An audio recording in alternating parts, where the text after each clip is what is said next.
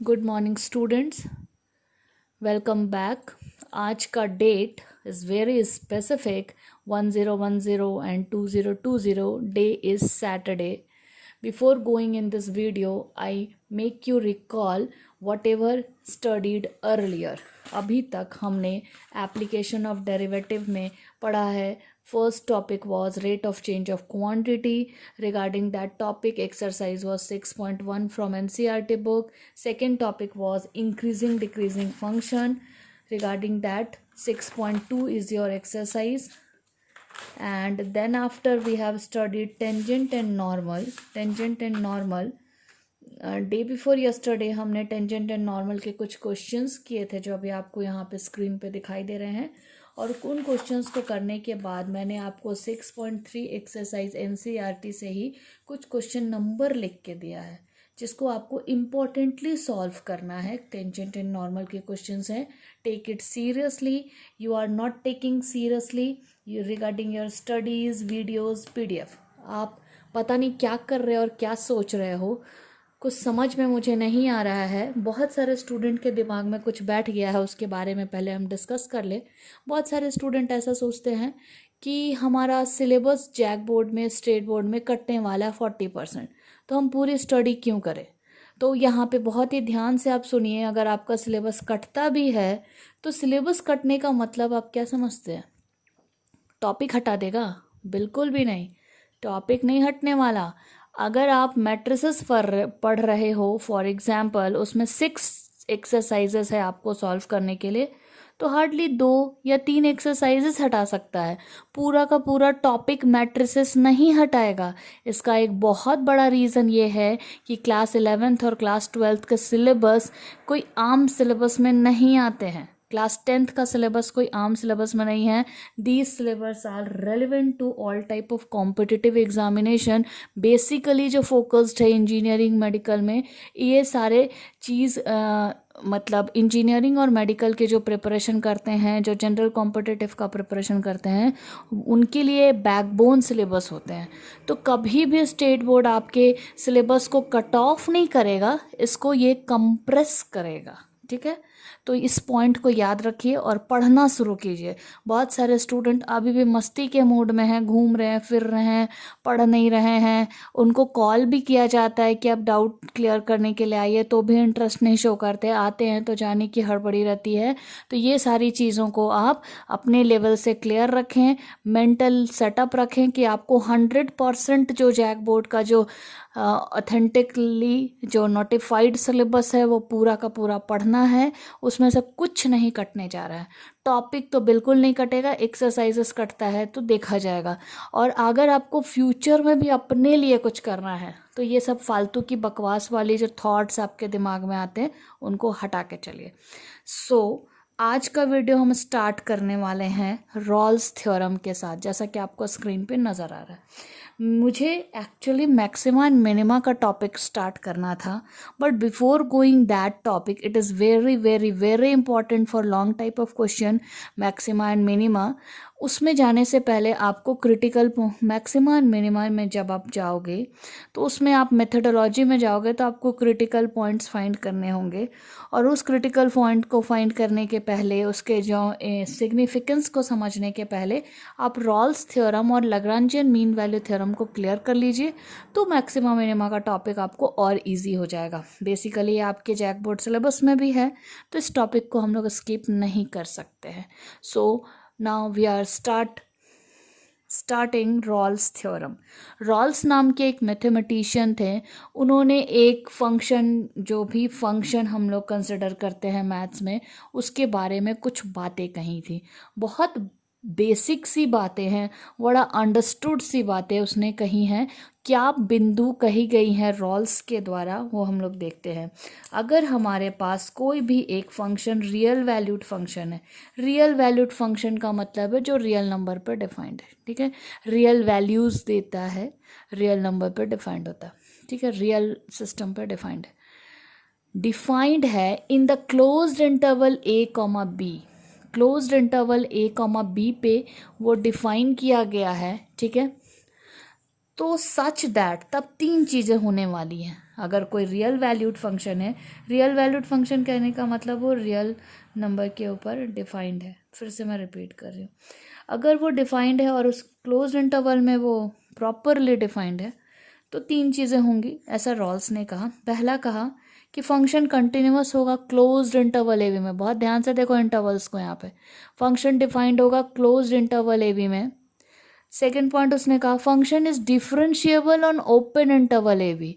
Open interval और close interval का difference तो आप जानते ही होंगे। क्लोज इंटरवल में एक्सट्रीम पॉइंट्स इंक्लूडेड होते हैं, ओपन इंटरवल में एक्सट्रीम पॉइंट्स एक्सक्लूडेड होते हैं, इसलिए ये सिंबल और ये सिंबल बिल्कुल डिफरेंट आपको मिलेंगे। इतना तो आपको पहले से ही पता है। तो आप बोलोगे कंटिन्यूटी तो हमने नहीं पढ़ा, ऑफ कोर्स नहीं पढ़ा है, डिफरेंशिएबिलिटी भी नहीं पढ़ा है, बट जितना बेसिक आपको यहाँ इन्फो चाहिए उतना मैं आपको बता रही हूँ। कंटिन्यूटी जो वर्ड है, जो टर्म है, वो अपने आप में एक मीनिंग देता है, मतलब कि आपके फंक्शन में कोई भी ब्रेकिंग पॉइंट नहीं होगा, ठीक है।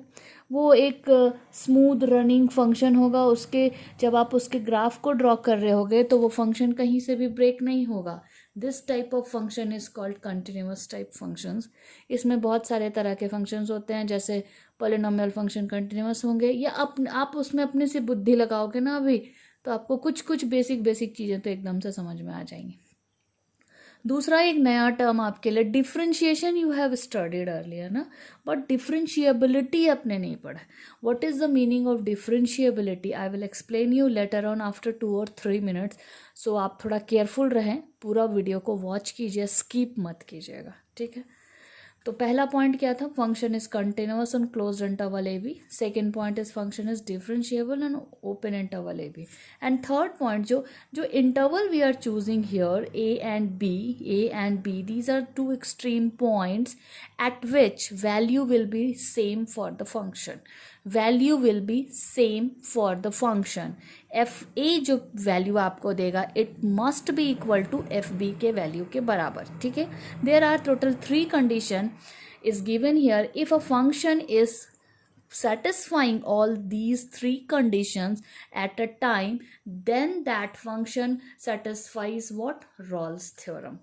अब यहाँ पे तब क्या होगा वो देखिए, ठीक है। तब हम लोग then there exist real number C. A real number को मैं थोड़ा सम रियल नंबर सी लिखना चाहती हूँ यहाँ पे। वो क्यों लिख रही हूँ आप जरा देखो यहाँ पे, ठीक है।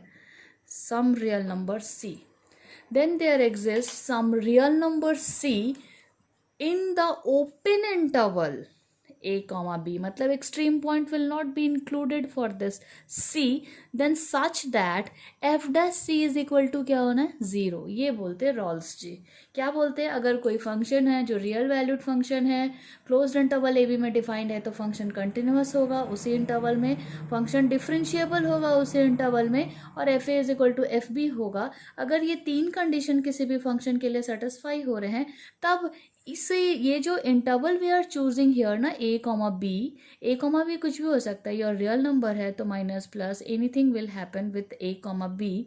तो ए कॉमा बी के बीच में then there is some real number in open interval a comma b, मतलब ए कॉमा बी के बीच में कोई भी एक सी हो सकता है या एक से ज़्यादा सी भी हो सकता है। तब क्या वो किस कंडीशन में हो सकता है कि एफ डैश सी की वैल्यू कैसी आनी है? 0, ठीक है। ये आपका रॉल्स थ्योरम बोलता है। इसी ये जो लाइन मैंने लिखा ना, देन देयर एग्जिस्ट वाला को, उसको मैंने सिंबॉलिकली यहाँ लिखा। क्या लिखा है देखिए, then there exist some c belongs to open interval a comma b such that f dash c is equal to 0। ये रॉल्स थ्योरम का टोटल स्टेटमेंट है। अब मैं इसको ग्राफिकली आपको समझाने की कोशिश की हूँ ताकि आप थोड़े और क्लैरिटी से इसको समझ पाएँ। मैं फिगर 1 से नहीं स्टार्ट करूँगी, ठीक है। मैं फिगर 3 से स्टार्ट करती हूँ।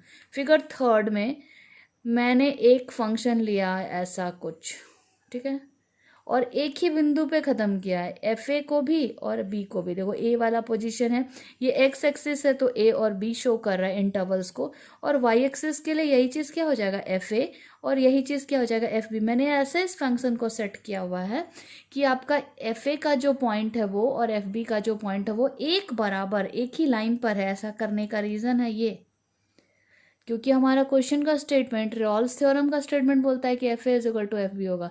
ये तो थ्योरेटिकल पार्ट है, ये आपका इसका रिप्रेजेंटेशन है। आप इसको ग्राफ से दिखा रहे हो कि f a is equal to f b है। तो इस तरह का एक पॉसिबिलिटी बनता है। प्लस आपने कहा कि रॉल्स ने कहा कि फंक्शन कंटिन्यूअस होगा। There is no break down, no breaking point in this function y is equal to f x में। कोई भी पॉइंट दिख रहा है जहाँ ब्रेक का रन हो ना, तो फिर ठीक है। ये ए पॉइंट ये बी पॉइंट के बीच में हमने एक फंक्शन ड्रॉ किया। अब डिफरेंशिएबिलिटी का मतलब मैं आपको बता ही दूं, पहले ज़्यादा क्लैरिटी होनी है आपको। मीनिंग ऑफ डिफरेंशिएबिलिटी क्या है? डिफरेंशिएबिलिटी का मतलब है we can draw tangent on the given curve और a function at each and every point except the extreme और एंड पॉइंट्स। कहने का मतलब देखो भाई क्या है, ये जो फंक्शन हमने ड्रॉ करा है ना, वहाँ f a is equal to f b पक्का एकदम से क्लियर होगा। Function is continuous, no breaking point is given in this function और दिस कर्व, ये भी क्लियर होगा। What is the meaning of differentiability? चलो थोड़ा जूम करती हूँ उसको, ठीक है, आपको, ताकि अच्छे से समझ में आए चीज़ें। ये जो पॉइंट है ना, एक्सट्रीम पॉइंट मतलब अंतिम बिंदु, ओके दिस है। यहाँ पे आप नहीं ड्रॉ कर सकते टेंजेंट, बट उसके जैसे ही ऊपर जाओगे आप, you can draw the tangent, you can draw the tangent, you can draw the tangent like this, okay. At each and every point except f a and except f b, you can draw the tangent for the given curve. This situation is called differentiability of any function, ठीक है। आप यहाँ पे जब गए, यहाँ पे भी आपने एक टेंजेंट ड्रॉ किया हुआ है। अब हम लोगों ने इसे क्यों रखा? अब बारी आती है कि अगर कोई फंक्शन कंटिन्यूअस है, कोई फंक्शन डिफरेंशिएबल है और f a is equal to f b है, तब एक सम सी तो पक्का ही होना है। किसके बीच में? ए और बी के बीच में। मैंने ए और बी के बीच में एक सी कंसिडर किया है, तब जाके एफ डस सी की वैल्यू ज़ीरो आ गई। एफ डस सी की वैल्यू ज़ीरो मतलब अभी अभी टेंजेंट नॉर्मल पड़े हो भाई। कोई भी डेरिवेटिव अगर टेंजेंट है, देखो यहाँ मैंने यहाँ एक टेंजेंट, ये जो पॉइंट है ना, कॉन्टैक्ट, पॉइंट ऑफ कॉन्टैक्ट से मैंने इस लाइन को ऐसे ड्रॉ कर दिया। जैसे ये लाइन जो ड्रॉ हुआ ना, ये लाइन हम लोग का क्या बन गया? टेंजेंट।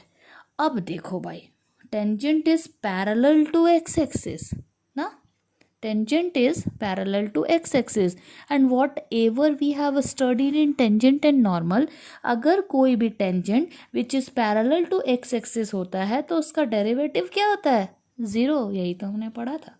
तो रॉल्स ने कुछ अलग सी बात नहीं कही है, बस मोड चेंज हो रखा है यहाँ पे, ठीक है, मोड चेंज हो रखा है। रॉल्स ने भी वही कहा है जो हमने टेंजेंट नॉर्मल में पढ़ा। मैं फिर से रिपीट कर रही हूँ, दिस पॉइंट ऑफ कॉन्टैक्ट को हमने एक्सटेंड करके एक टेंजेंट ड्रॉ कर लिया and this tangent is parallel to x axis if any tangent which is parallel to x axis, then derivative of the given function is equal to 0, that is dy by dx is 0। याद है, dy by dx is 0। Similarly यहाँ पे y is equal to fx है तो f dash c is equal to 0। आप बोलोगे f x है तो हमने c क्यों लिया? क्योंकि हमें c ही तो एक पॉइंट मिल रहा है इन बिटवीन a और b, इसलिए हमने x को c से रिप्लेस कर दिया। हम यहाँ पे ये भी लिख सकते हैं f dash x is equal to 0, very simple, कोई प्रॉब्लम नहीं है हमें, ठीक है। तो ये सिचुएशन आपको समझ में आई, ठीक है। अब चलो, एक सिचुएशन ऐसा हो सकता है, देखो पहले कर्व का मुंह नीचे की तरफ था उल्टा, अभी ये यू टाइप शेप, यहाँ भी एफ ए और एफ बी कैसे बराबर है, सेटिस्फाई हो गया भाई। ये फंक्शन भी कंटिन्यूअस है, सेटिस्फाई हो गया। इन क्लोज इंटरवल मतलब बिटवीन ए एंड बी, और डिफरेंशिएबल करने का मतलब फिर एक्सट्रीम पॉइंट पे छोड़कर आप सब जगह पे टेंजेंट ड्रॉ कर सकते हो। यहाँ यहाँ यहाँ यहाँ यहाँ एक टेंजेंट हमने पॉइंट ऑफ कांटेक्ट पे फिर से ड्रॉ कर लिया, और वो पॉइंट हमारा क्या है? ए और बी में क्या है? सी पॉइंट है, ठीक है। फिर वही बात, अगर tangent is parallel to x axis then derivative of the given function is 0, again we have discussed here ना। और यहाँ पे भी हम यहाँ पे इसको f dash x is equal to 0 लिख सकते हैं। बाद में एक्स को सी से रिप्लेस करेंगे, क्यों? क्योंकि हम लोग एक्स के जगह में एक पॉइंट यहाँ पे सी चूज कर रहे हैं, ठीक है। अब मैंने यहाँ पे ना देखो रेड कलर से ए को काट के सम लिखा हुआ है। अब उसका रीज़न अब बताती हूँ। अभी तक तो हमें एक ही सी मिल रहा है, एक यहाँ सी मिला, एक यहाँ से मिला, ऐसा भी तो हो सकता है। आपको सबसे ज़्यादा इम्पॉर्टेंटली जो नोटिस करने वाली बात है वो ये होनी चाहिए कि ये ओरिजिन से स्टार्ट नहीं हुआ है। मतलब अगर ये ओरिजिन से स्टार्ट होता तो हम टेंजेंट ड्रॉ कर लेते, तब वो डिफरेंशिएबल नहीं होता फंक्शन। ये ऐसा फंक्शन है which is apart from the origin, और यहाँ पे ए बिंदु थोड़ा सा ओरिजिन से हट के है और बी बिंदु यहाँ पे जाके ख़त्म होता है, तो पक्का यहाँ पे फिर वही चीज़ है, ए और बी पे आपके टेंजेंट नहीं ड्रॉ होंगे, एक्सेप्ट ए एंड बी सभी जगह पे टेंजेंट ड्रॉ होंगे, तो फंक्शन डिफरेंशिएबल। कंटिन्यूअस तो दिख रहा भाई, कहीं पे भी ब्रेक डाउन नहीं है, कहीं पे भी ब्रेकिंग पॉइंट नहीं है, तो फिर से आप देखो कि फंक्शन इज कंटिन्यूअस है। और see here f a is equal to f b, फिर ये और ये चीज़ की जब वैल्यू निकालोगे ना, यहाँ पे हो जाएगा एफ ए और यहाँ पे हो जाएगा एफ बी, दोनों आपस में इक्वल वैल्यू देंगे। तो फिर हमने एक टेंजेंट ड्रॉ किया एफ वन। अब देखो यहाँ दो परिस्थितियाँ मिली हैं, टू सिचुएशंस आर हियर, तो हमने एफ सी वन लिया which is always of course same concept, parallel to x axis.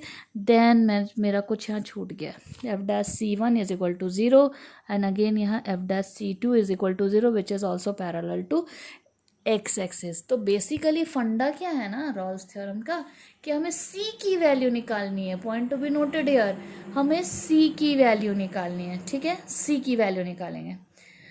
तो ये देखो एफ डैश एक्स के लिए मैंने वही लिखा है जो मैं आपको एक्सप्लेन की, slope of the tangent to the curve at point c is equal to 0, मतलब टेंजेंट एट सी मतलब slope of tangent is parallel